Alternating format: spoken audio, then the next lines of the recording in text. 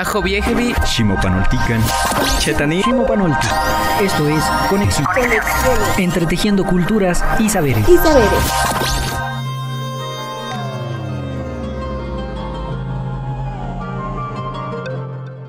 Hola, ¿qué tal? Bienvenidos a este programa de Conexiones. Me da mucho gusto acompañarles. Yo soy Verónica Trujillo. Y yo soy Edwin Morón. Bienvenidos a una emisión más de Conexiones.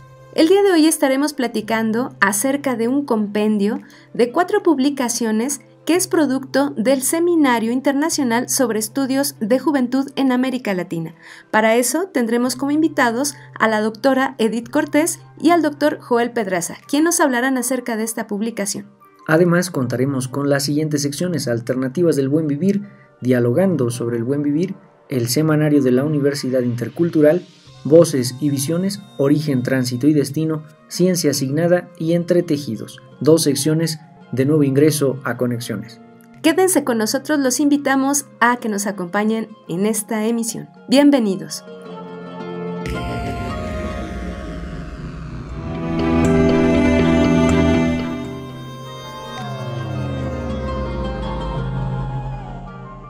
Bien, pues como ya les adelantábamos, el día de hoy vamos a platicar acerca de este compendio de 4 publicaciones que es producto del Seminario Internacional sobre Estudios de Juventud en América Latina. Es importante reflexionar acerca de estos temas, ya que la vida universitaria, la vida del aula, no solamente se puede reducir a ese espacio físico denominado como salón de clases, sino que necesita también de otros espacios de interacción y de discusión. Y es que una de las funciones, sustantivas de las universidades, Vero, auditorio, es precisamente la construcción, la generación, difusión del conocimiento. Y este no puede estar supeditado a los confinamientos de un aula de clases. La vida académica, la vida universitaria se da en la vida misma, se da en relación con el mundo, en relación con las problemáticas que vamos padeciendo en nuestro acontecer cotidiano, y es en estos seminarios, por ejemplo el de juventud, que podemos reflexionar, que podemos establecer una comunicación horizontal entre los jóvenes, en este caso, los académicos, pero también con las comunidades que constituyen parte fundamental de nuestro quehacer social como humanos. Claro, y de esta manera entendemos de una forma mucho más amplia el quehacer y el entretejido que se nutre a partir de las discusiones, ya decíamos, de estos sujetos, pero además con la colaboración o el enriquecimiento de disciplinas, de saberes, de experiencias, de todo un conjunto de saberes que puede llevarse a cabo en estos espacios académicos de investigación y, por supuesto, dignos de publicación.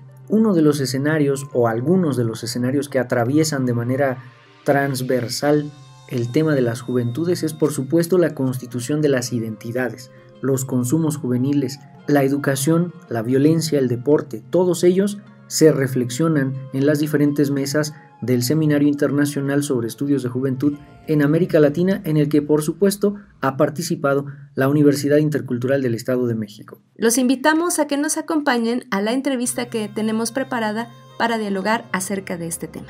Vamos a escuchar en esta emisión la participación de Adriana Rodríguez. Muchas gracias, Adriana, por estar en Conexiones.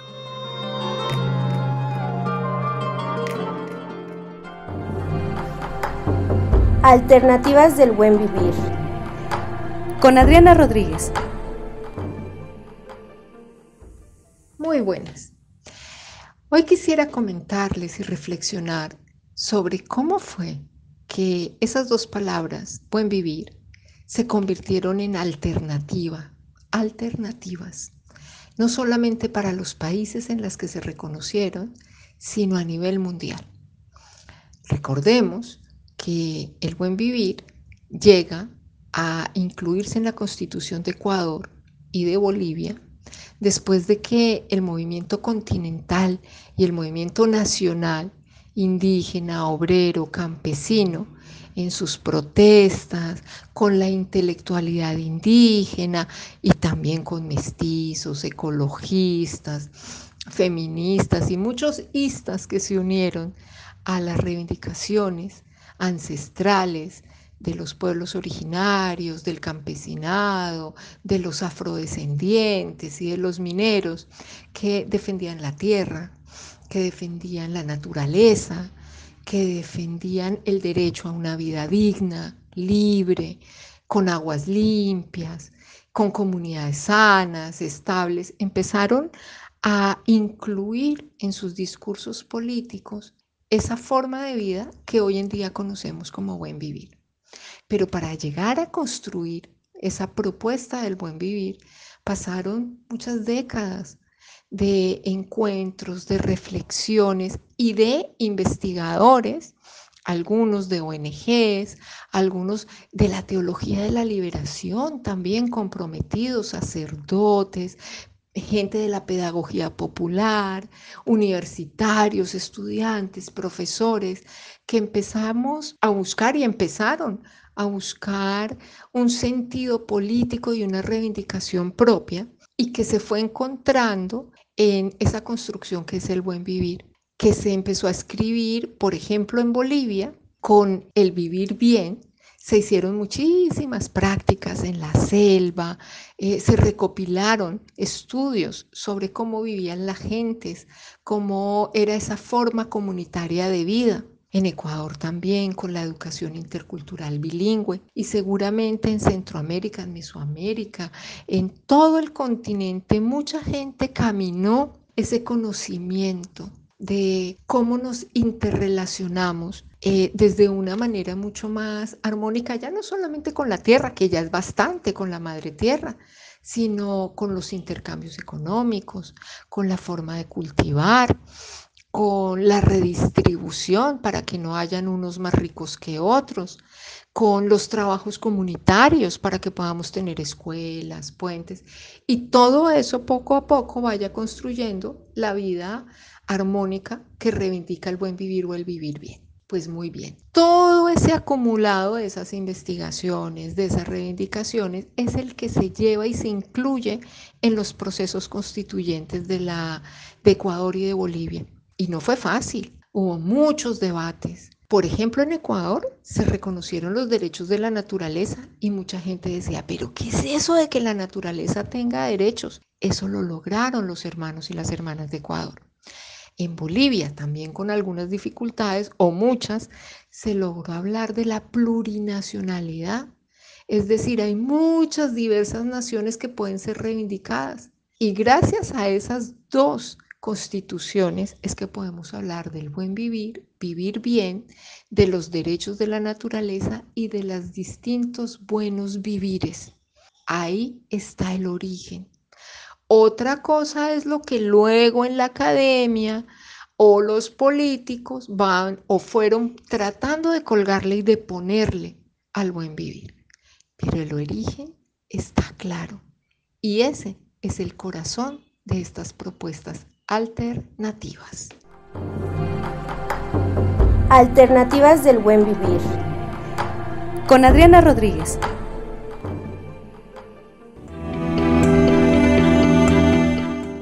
Edith Cortés es doctora en comunicación por la Universidad Iberoamericana, es licenciada en comunicación por la Universidad Autónoma del Estado de México y es profesora de tiempo completo de esta misma licenciatura. Es además perfil PRODEP, integrante del colectivo H desde 2004, coordinadora de GT Deporte, Comunicación y Sociedad en AMIC, presidenta de la Red de Investigadores sobre Deporte, Cultura Física, Ocio y Recreación. Sus líneas de investigación son estudios sobre juventud, música, salud, deportes y estudios urbanos. Bienvenida a Conexiones, Edith, muchas gracias por estar con nosotros. Edith, platícanos por favor, ¿cuáles son los temas que conforman esta publicación que ha sido resultado del Seminario Internacional sobre Estudios de Juventud en América Latina? Para la colección 2021 son 4 libros producto del Seminario Internacional sobre Estudios de Juventud en América Latina. Los temas que se incluyen son identidades, consumos juveniles, educación, violencia y deporte. La Universidad de Colima fue la responsable de la publicación de los libros a través de su departamento de publicaciones y por la gestión de nuestra colega Aide Arellano. El primer texto sobre identidades y consumos juveniles está integrado por 7 trabajos de investigadores y estudiantes de la Universidad de Colima y de la Universidad Autónoma del Estado de México. Por su parte, el texto Educación y Jóvenes contiene 7 capítulos, donde se plasma la relevancia de los jóvenes y la educación que dan sentido a la humanidad porque dan prevalencia a la serie de constructos cognitivos que se desprenden del saber hacer frente al saber ser. El tercer libro, Jóvenes y Violencia, presenta 9 capítulos, donde las experiencias investigativas y reflexiones se encuadran dentro de la discusión de la violencia y la agresión.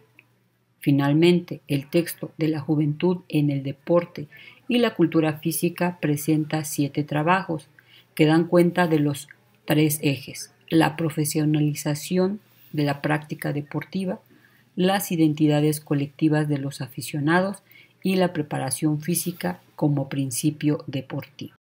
Por otro lado, platícanos sobre el propósito de cada uno de estos libros que evidentemente tienen intereses distintos de acuerdo con las temáticas que engloban. El libro de identidades y consumos juveniles se aborda a partir de los diálogos, travesías y desafíos, las imágenes de lo juvenil, donde los jóvenes son portadores de las narrativas que los hacen visibles para conocer y comprender la acción social.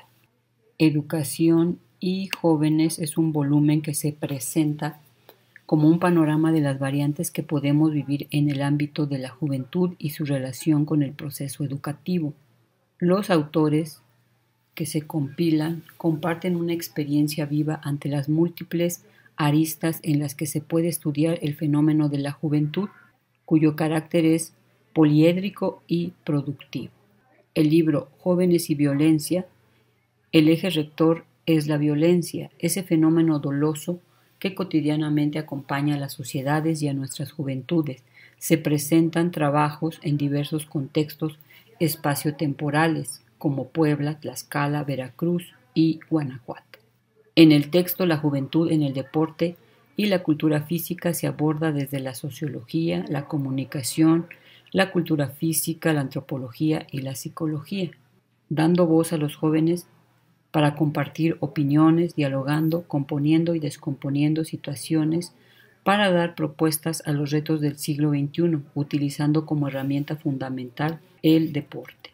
Los 4 libros permiten crear puentes de comunicación entre jóvenes y adultos, entre estudiantes y académicos, y pueden ser una herramienta indispensable para los grupos de investigación, asociaciones civiles y tomadores de decisiones en distintas regiones. Nuestros textos los pueden consultar en publicaciones en línea de la Universidad de Colima. Edith, ¿cuáles son los objetivos que contempla el Seminario de Estudios sobre Juventud en América Latina? El objetivo del Seminario Internacional busca analizar desde las ciencias sociales los fenómenos, tendencias de la juventud en su actuar cotidiano. De ahí que se invita a participar estudiantes, profesores e investigadores interesados en el tema de la juventud para compartir sus trabajos de investigación durante los 3 días de trabajo en que suele desarrollarse el seminario. Por ello se promueve el seminario como un espacio abierto para la exposición, discusión, debate y crítica de los estudios sobre las juventudes. Esto para generar un espacio de análisis y propuestas teórico-metodológicas. Platícanos sobre el origen, sobre la gestación del Seminario de Estudios sobre Juventud en América Latina. El seminario surgió en el año 2009. Se creó como un espacio para dialogar y compartir metodologías que abordaran el tema de la juventud. Fue en la Facultad de Ciencias Políticas y Sociales de la UAM, en la licenciatura en Comunicación, donde un grupo de alumnos se aliaron con profesores después de un curso impartido por la doctora Maritza Urteaga. Así inició la aventura, con cierto temor y sin saber qué camino nos esperaba. Se decidió hacer cada 2 años este seminario. Poco a poco se sumaron colegas de otras universidades, como la Universidad de Colima, la Escuela Nacional de Antropología e Historia, la Universidad Intercultural, la Universidad Autónoma de Tlaxcala, en la organización. El seminario trabaja a partir de grupos de investigación que llevan como eje la juventud y se complementan con las temáticas que desarrollan los investigadores, como el deporte, la educación, la migración, el consumo, entre otras. Esto implica que el seminario pasara de ser un seminario nacional a internacional.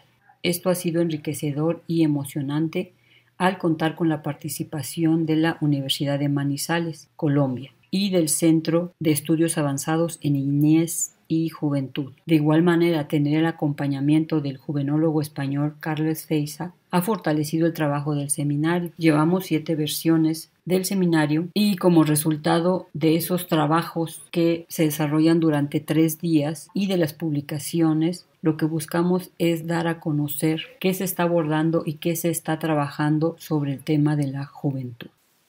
Una de las dinámicas que sin lugar a dudas atraviesa también el mundo de la existencia de los jóvenes es la migración, así que vayamos a origen, tránsito y destino para conocer algunas de las dinámicas de la migración en nuestro país. Origen, tránsito y destino. Por Joel Pedraza. Hola Edwin y Vero, de nueva cuenta en mi participación en el programa de Conexiones respecto a los indicadores migratorios y el comportamiento de México en general y de cada estado en particular. En esta ocasión traigo algunos datos del estado de Coahuila, igual un estado fronterizo que comparte como principales ciudades fronterizas Ciudad Acuña y Piedras Negras, que colindan con Eagle Pass y con Del Río en la frontera en Estados Unidos. Del Río con Ciudad Acuña e Eagle Pass con Piedras Negras, ¿no? Son las 2 ciudades fronterizas más importantes del estado. Las otras ciudades como Monclova, como Saltillo y Torreón se encuentran más al sur, ¿no? Saltillo, incluso esta ciudad se puede, esta entidad se puede concebir como un ejemplo muy claro de lo que sucede en México a grandes rasgos, ya que tiene varias fronteras internas también. Saltillo está a no más de 1 hora de Monterrey en carretera, y también Torreón comparte con Durango y toda la zona del Silencio, toda la zona de la comarca lagunera, ¿no? Con Gómez Palacio en Durango, Torreón, Coahuila y Ciudad Lerdo también, ¿no? Entonces, es interesante cómo la entidad se mueve en términos internos de movilidad y externos hacia la frontera norte. Eso por un lado. Eso se refleja entonces en algunas cuestiones de comportamiento migratorio, que a pesar de ser una ciudad fronteriza, tiene bajos saldos migratorios. En el 2018 presenta apenas un 1.8 de saldo neto migratorio, ¿no? Hace 4 años. Sin embargo, también presenta porcentaje de población residente en otro país de apenas 0.3% y una recepción de otras entidades del 3.6%.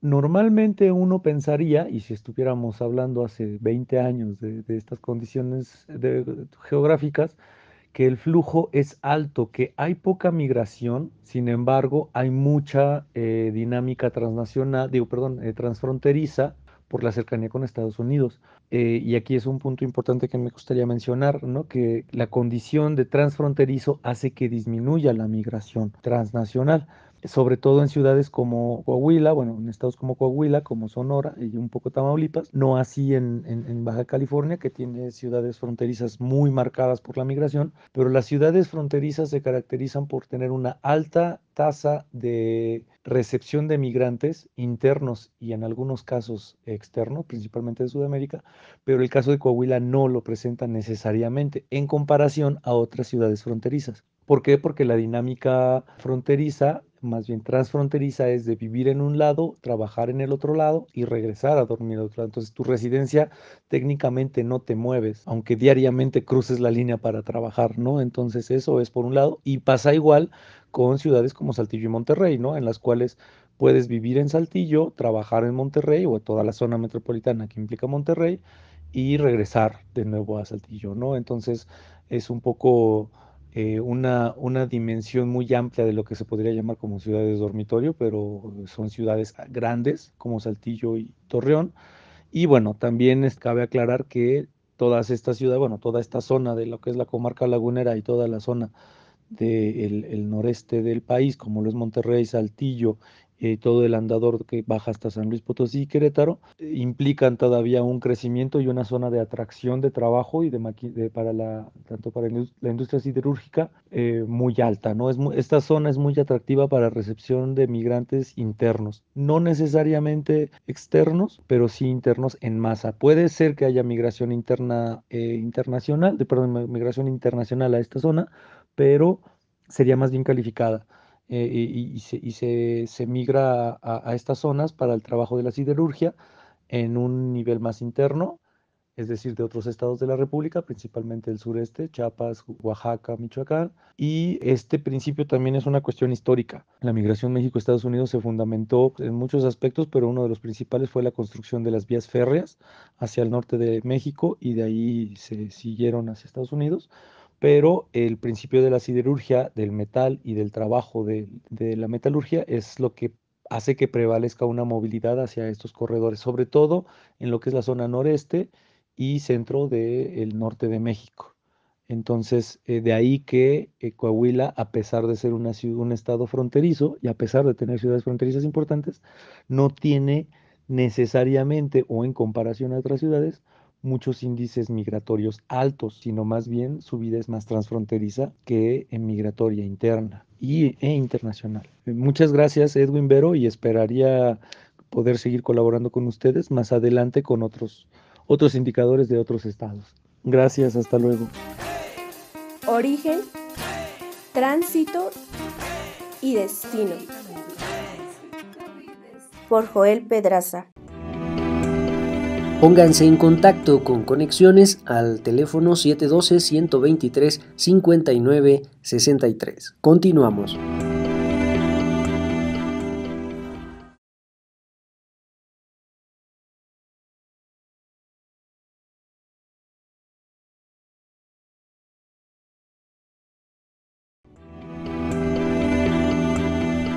Escríbenos conexiones.ci@uyem.edu.mx.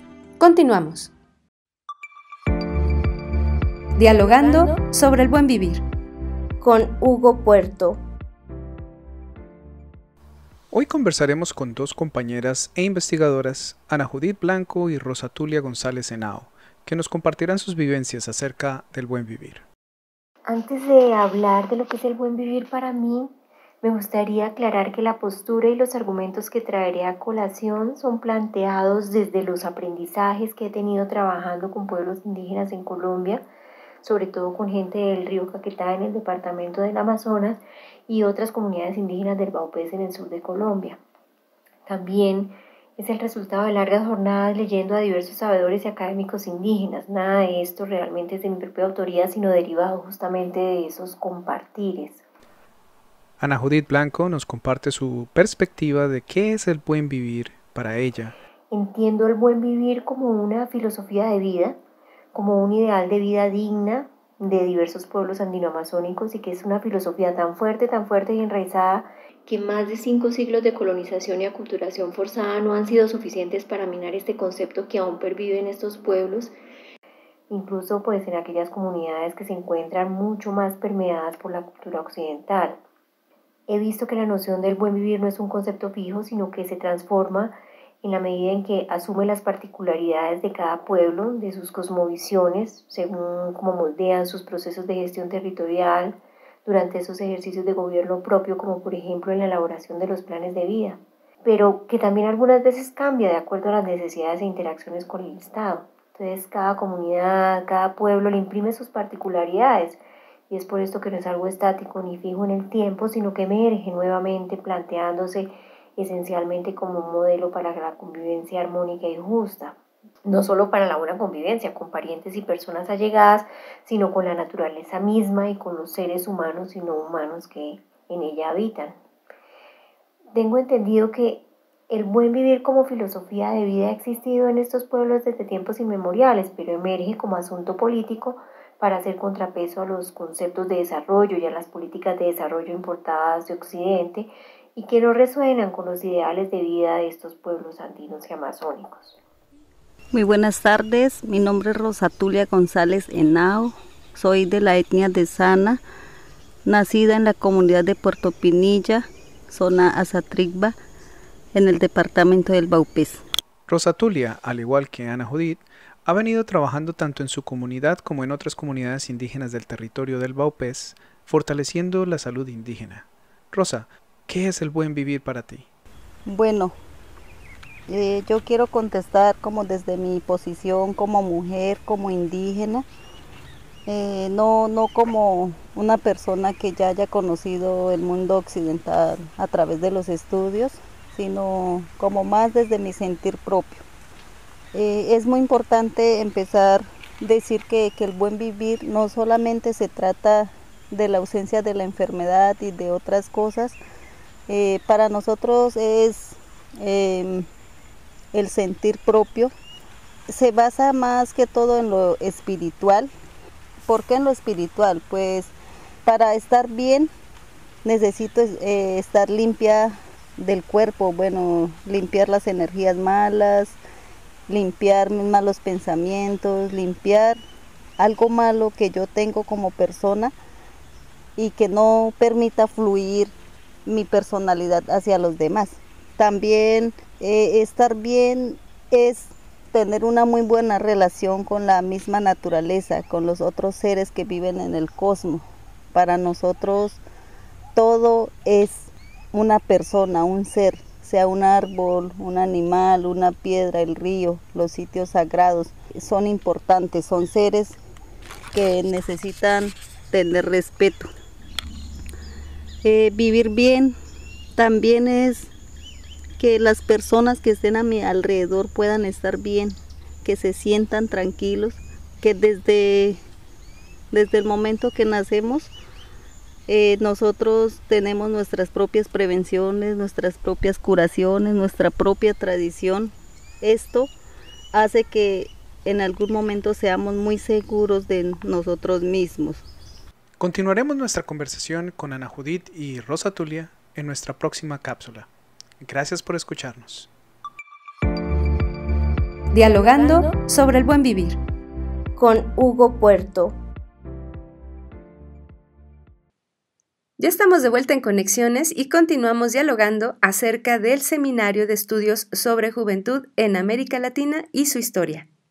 Se encuentra con nosotros Joel Pedraza. Él es licenciado en Comunicación por la Universidad Autónoma del Estado de México, maestro en estudios socioculturales por el Colegio de la Frontera Norte y doctor en Ciencias Sociales por el Centro de Investigación y Estudios Superiores en Antropología Social, sede Occidente. Actualmente, Joel Pedraza es profesor de tiempo completo en la División de Comunicación Intercultural de la UIM y es miembro también del Núcleo Académico de la Maestría en Gestión de la Innovación Rural Sustentable. Actualmente, el Dr. Pedraza es miembro del Sistema Nacional de Investigadores Nivel C y cuenta con el reconocimiento a perfil deseable. Su línea de interés se enfoca en el estudio de la cultura, la migración, las tecnologías de comunicación, la juventud y fenómenos culturales en la globalización. Bienvenido, Joel, gracias por estar en Conexiones. Platícanos, Joel, de qué manera se organizaron para construir la publicación de los libros respecto de las temáticas de este seminario. Muchas gracias de nuevo por la invitación a su programa para hablar en este caso de otro texto, resultado de eventos académicos. En este caso vamos a hablar de los libros y los textos que surgieron de un seminario de comunicación, de estudios, de juventud. Más o menos les explico cómo fue la forma en la cual se organizó el libro. El seminario de juventud, que en un momento más lo describiré, se conforma por diferentes mesas, diferentes temáticas, atraviesan el tema de la juventud como un eje transversal, ¿no? A partir de las ponencias que se presentan en cada mesa, los coordinadores deciden o buscan cuáles crean que son las ponencias más relevantes, se habla con los autores para ver si quieren ellos participar en un libro colegiado.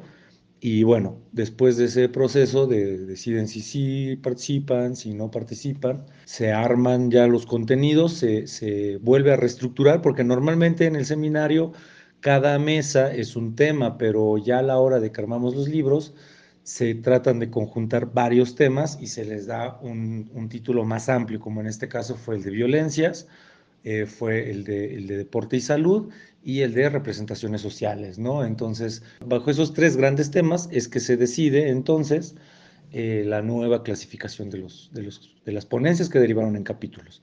Eso por un lado.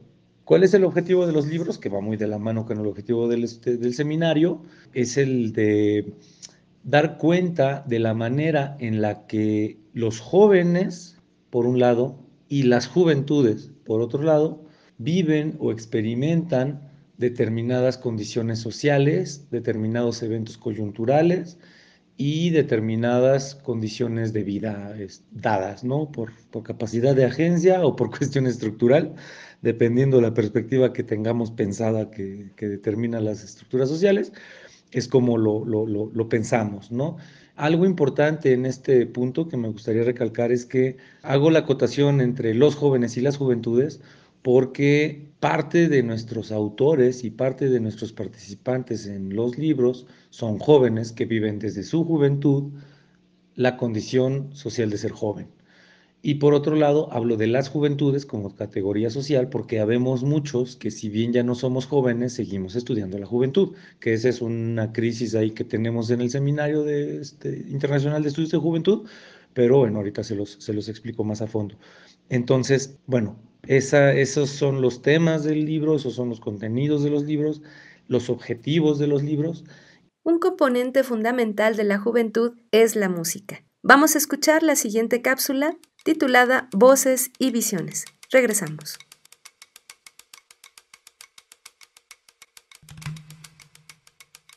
Voces y Visiones.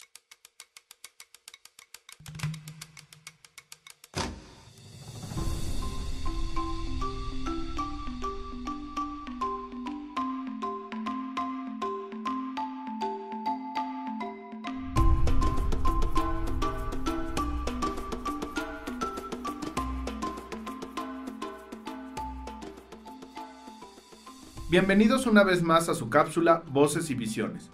Permítanme recibirlos con un dato curioso e interesante para los amantes del café. ¿Sabían que Chiapas ha sido considerado como uno de los estados más importantes en el país en cuanto a producción del café se refiere? Sí, así como lo oyen, esta entidad genera más de 180 millones de dólares en divisas para el país y 29 millones de jornales anuales, ganándose así su lugar como uno de los estados más importantes en cuanto a producción de café se refiere. Y es también en Chiapas donde se desarrolla el documental del que vamos a hablar el día de hoy, El Sembrador.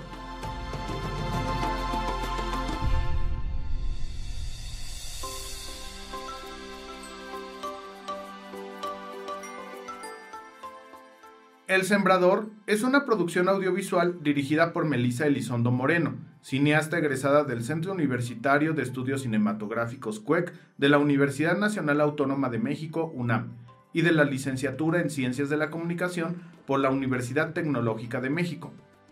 Este documental trata sobre Bartolomé, un maestro en una escuela multigrado ubicada entre las montañas de Chiapas, en México.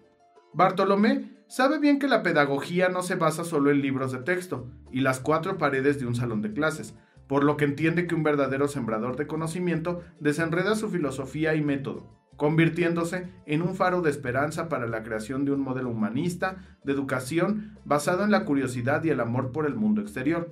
Por lo que este filme trata sobre las dificultades y problemáticas a las que se enfrentan el maestro Bartolomé Vázquez y los niños de la escuela primaria Mariano Escobedo, pero también de los aciertos que hay durante el proceso de enseñanza-aprendizaje. A lo largo de esta producción se puede ver la cruda realidad que se vive en Chiapas, exponiendo la verdadera cara de la educación mexicana.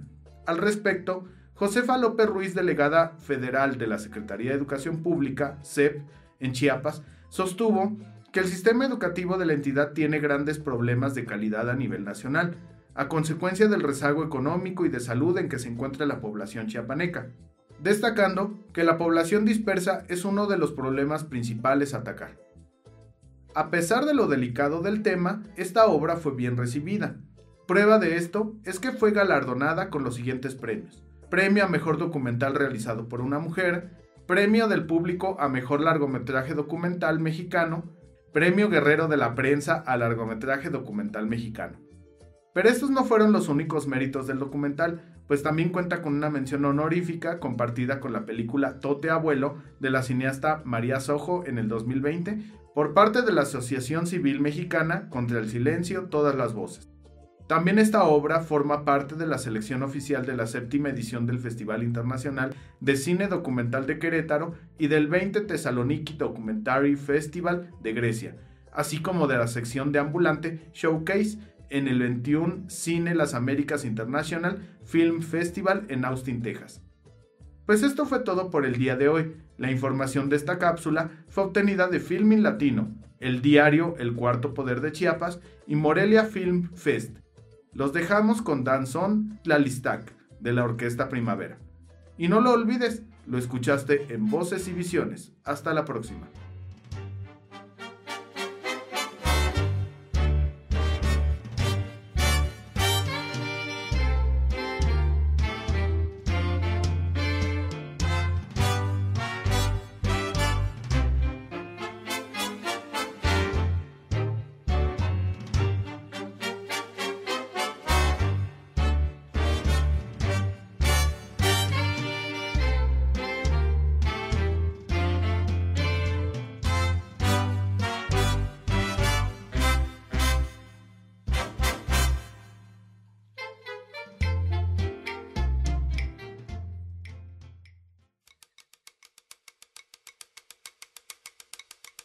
Escuchaste Voces y Visiones. Como cada semana, las actividades dentro de la universidad no se detienen, así que vamos al semanario de la universidad para conocer qué acontece durante este tiempo en nuestra institución. Semanario de la Universidad Intercultural del Estado de México.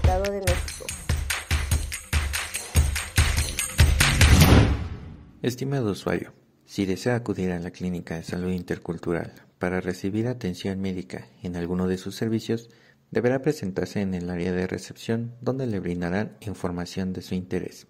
Ahí mismo se le agendará su cita, ya sea de primera vez o subsecuente. Cabe mencionar que ante la pandemia COVID-19 se cuenta con un protocolo de filtro en la entrada donde se le aplica gel antibacterial, se checa su temperatura y se indaga en signos y síntomas de la enfermedad COVID-19 para evitar riesgos de contagio. Continuemos entonces con los protocolos de seguridad y hagamos uso del cubrebocas. Dentro de la clínica se localiza el área de acupuntura. Para platicarnos un poco sobre el tema, se encuentra con nosotros el licenciado en Salud Intercultural, Oscar Martínez Solís. La acupuntura es una terapia milenaria que forma parte de la medicina tradicional china, ¿sí? También otros países como Japón, Vietnam. Ciertamente la acupuntura se basa en una técnica milenaria en donde se dedica a puncionar ciertos puntos energéticos del cuerpo humano con agujas de metal muy delgadas. El objetivo es estimular o inhibir una zona energética. Esto se realiza respetando canales y colaterales energéticos. La acupuntura actúa a nivel de varios niveles, a nivel del chi, por ejemplo, que es la energía, si lo podemos traducir así en español, a través del shui, que es la sangre, y a través de la energía, de la esencia, ¿no? Y bueno, muchos beneficios, entre ellos como el control de la diabetes, el control de la hipertensión arterial sistémica, de la colitis, enfermedades que nosotros conocemos de manera occidental, pero de la medicina tradicional china lo concibe desde su propia cosmovisión, ¿no? Semanario de la Universidad Intercultural del Estado de México.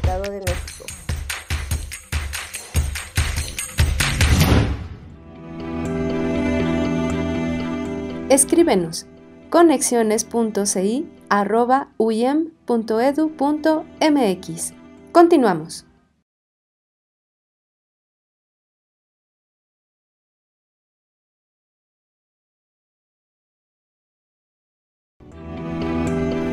Pónganse en contacto con Conexiones al teléfono 712-123-5963. Continuamos. Bueno, pues antes de continuar con este programa, queremos presentarles la siguiente información dentro de esta sección titulada Ciencia Asignada. Vamos a escucharla. El lenguaje científico. Ciencia Asignada. Con Julio Horta. explicado en clave semiótica. Hola Verónica, hola Edwin, y hoy vamos a hablar de un objeto de estudio muy particular. Abordaremos el nacimiento del yo como objeto de investigación científica. Efectivamente, cuando hablamos del yo, parece que nos estamos refiriendo a un fenómeno muy evidente. Nos estamos refiriendo a la identidad particular de los sujetos. Bueno, este objeto de investigación no siempre fue común en las investigaciones propias de las ciencias cognitivas, la psicología, el psicoanálisis e incluso de la filosofía de la mente. El yo surge en un proceso histórico muy particular en la Francia posrevolucionaria. Es en esta época en donde se va a posicionar el pronombre moi como un objeto muy interesante, en donde, lejos de ser solo un pronombre, el moi adquiere todas las características de un sustantivo. Esta transformación del yo de ser un pronombre a ser un sustantivo implicó un cambio radical en las enciclopedias médicas de la época. De ahí que, al posicionarse el yo como una entidad fenomenológica, se requería de una filosofía que justificara la existencia de ese yo. Filósofos como John Locke, Condillac o Victor Cousin van a posicionar al yo como una entidad no observable, pero que nos permite pensar respecto a la identidad de los sujetos, su personalidad y sus características particulares. Este yo, como un surgimiento muy propio de la filosofía moderna, va a posicionar también al sujeto como el núcleo de la investigación científica y como el núcleo de la epistemología que va a justificar la ciencia moderna. Estamos siguiendo, por supuesto, el trabajo de Jan Goldstein, publicado en el libro Biografías de los Objetos Científicos, una compilación de trabajos de Lorraine Daston, y queremos mencionar algo muy particular. Cuando el yo se posiciona como una entidad filosófica y una entidad epistemológica que va a fundamentar las ciencias cognitivas, los estudios de la mente y de la psicología, se va a construir un proceso de conocimiento que desde la semiótica llamamos isotopía.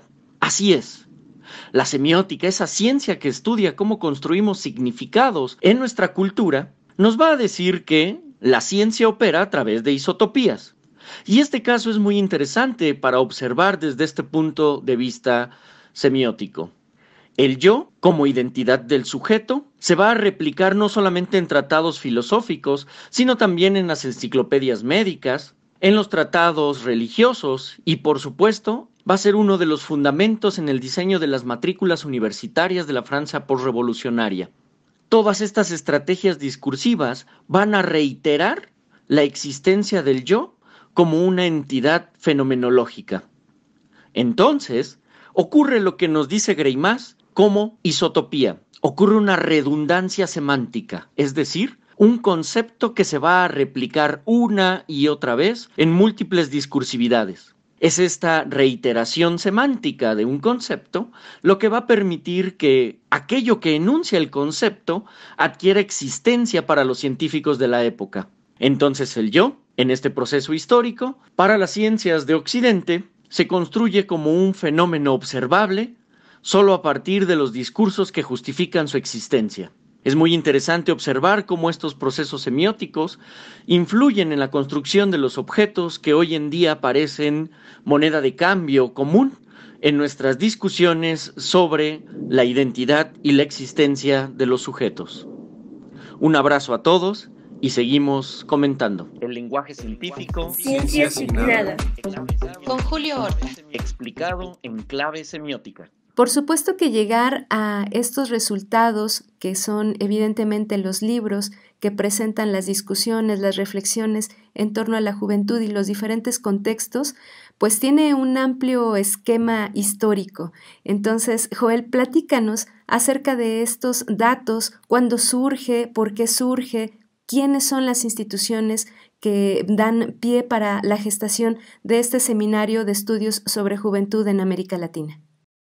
El seminario siempre ha tenido el objetivo de dar cuenta de las condiciones de vida de los jóvenes respecto a diferentes temáticas, coyunturales o longitudinales, ¿no? En este caso anterior, el de la versión 8 del seminario, que corresponde al 2021, Se habló obviamente de cuestiones de COVID, encierro, confinamiento, no sé, todo este tipo de categorías derivadas de la pandemia. Y eso fue en el 8º seminario. Los libros que les estoy comentando, en los cuales participan compañeras de Colima, de Tlaxcala, del Estado de México, de la Intercultural, son del 7º seminario. Hablar de 8 versiones, 8 ediciones del Seminario de Juventud, habla también de 16 años de trabajo constante. Y aquí en este punto sí me voy a poner un poco nostálgico tal vez, porque sí debo decir que este Seminario de Juventud me ha tocado vivirlo desde su primera edición, hace 16 años, 17 porque el anterior fue el año pasado, desde una condición totalmente subordinada de asistente de investigación y me tocó conectar los cañones en las mesas y todo esto, hasta en la actualidad ser coordinador de libros, de productos de estos seminarios, ¿no? Entonces, le tengo un especial cariño al Seminario de Estudios de Juventud. Menciono también, porque he estado presente en las 8 ediciones, en diferentes niveles de importancia, desde organizador hasta conectador de cañones y cables. Pero una de las cosas que hemos platicado con los organizadores es precisamente que muchos de nosotros ya no somos jóvenes y seguimos estudiando a la juventud. Entonces, toca también ya pasar a un segundo objetivo o materializar uno de los objetivos primarios del seminario, que es el de pasarle la batuta, pasarle la responsabilidad social de organizar un evento académico a los jóvenes, ¿no? Sobre ellos, sobre que ellos abren sobre ellos mismos. Entonces, ese es uno de los principales retos que se tiene en la actualidad. Me da gusto ver que el primer seminario fue entre 8 personas probablemente, ¿no?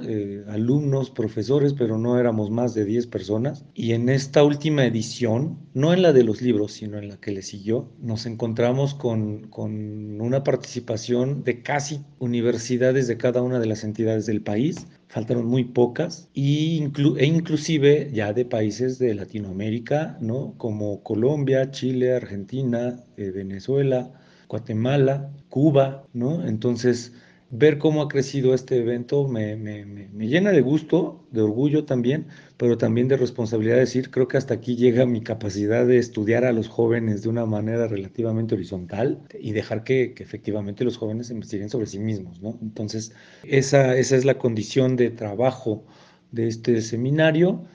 Esos son los tipos de productos que tratamos de generar en el seminario.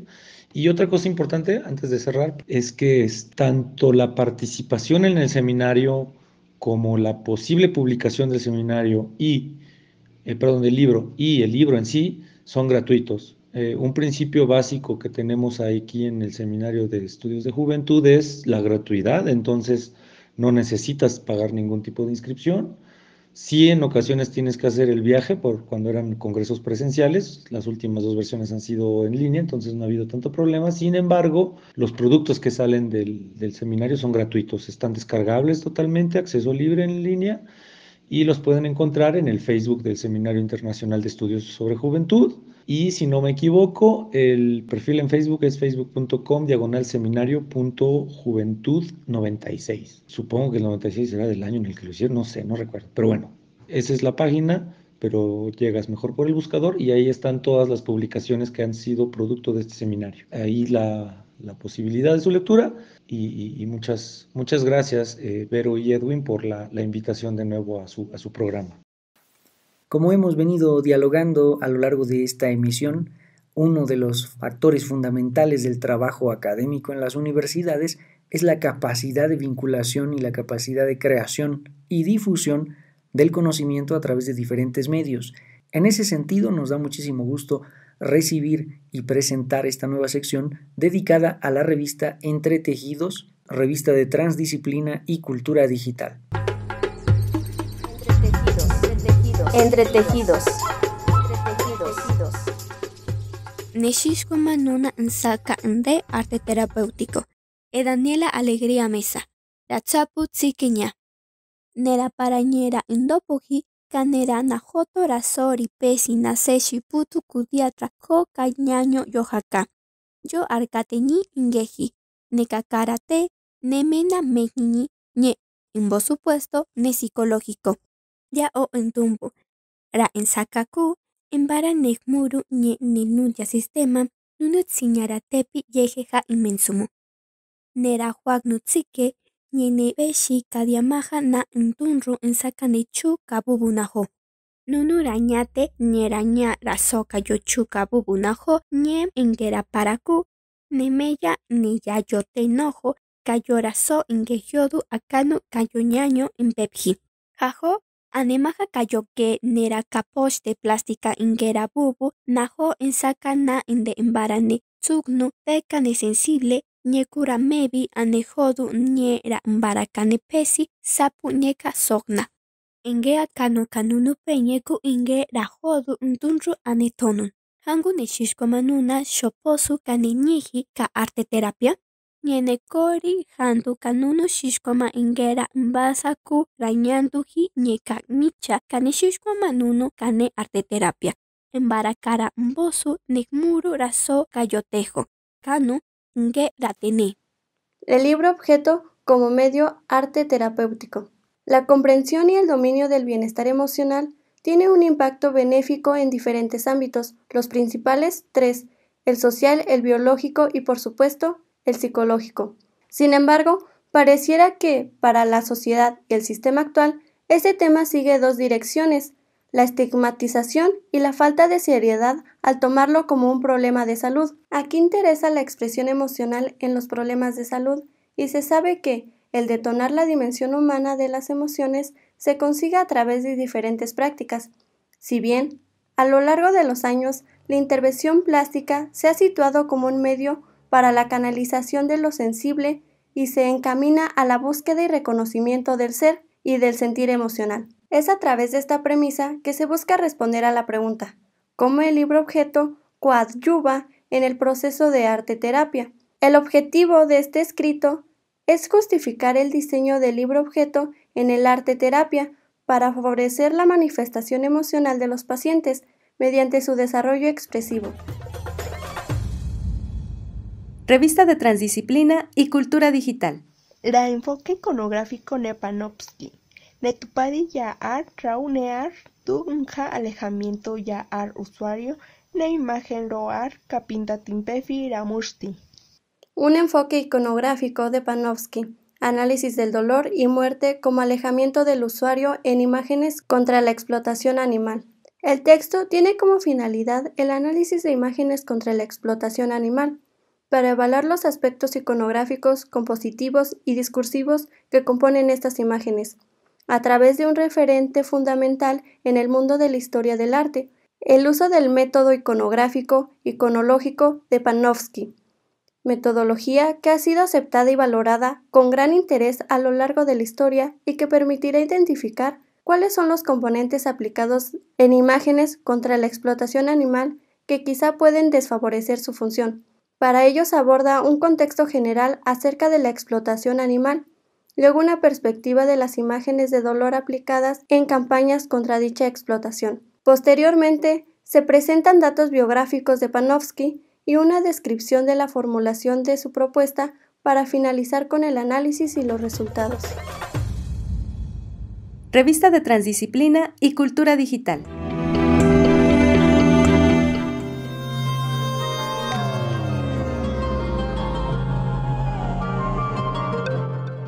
Pues sin lugar a dudas toda la experiencia que hemos podido escuchar y dialogar con Joel y con Edith, Vero, es fundamental para comprender la importancia que tienen las actividades que le dan vida, valga la redundancia, a la vida académica, porque es en esos escenarios de diálogo, en esos escenarios de intercambio, de interpelación, de preocupación, que se puede generar la experiencia que los estudiantes requieren para desempeñarse una vez que egresen.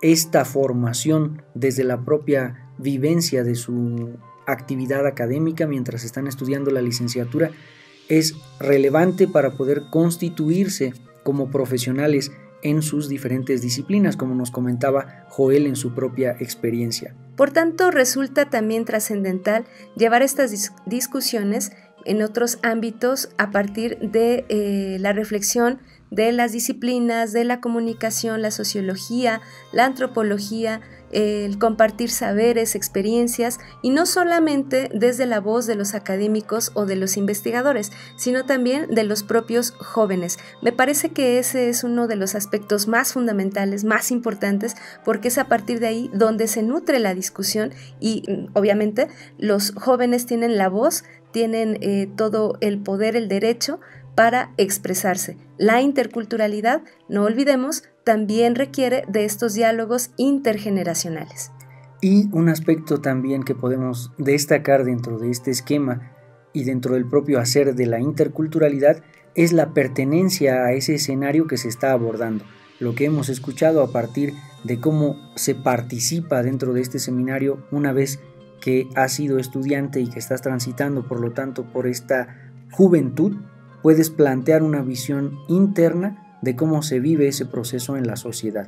Ese reconocimiento de tu lugar de enunciación, de tu lugar de extracción y por lo tanto de significatividad con respecto al mundo es fundamental para plantear una discusión académica y le atañe y le va en todo su sentido a la interculturalidad. Pues de esta manera hemos llegado al cierre del programa del día de hoy. Agradecemos mucho su compañía y también agradecemos la participación en la locución de Edith Hernández, Ana Jocelyn Correa, Lorenza Leonardo, Cristina Ventura, Uriel Ramírez y Abel Torres. En la conducción de este programa, Verónica Trujillo y Edwin Orón, y en la producción del mismo, Daniel Vallejo. Muchas gracias por su atención. Nos escuchamos en la siguiente emisión. Hasta la próxima.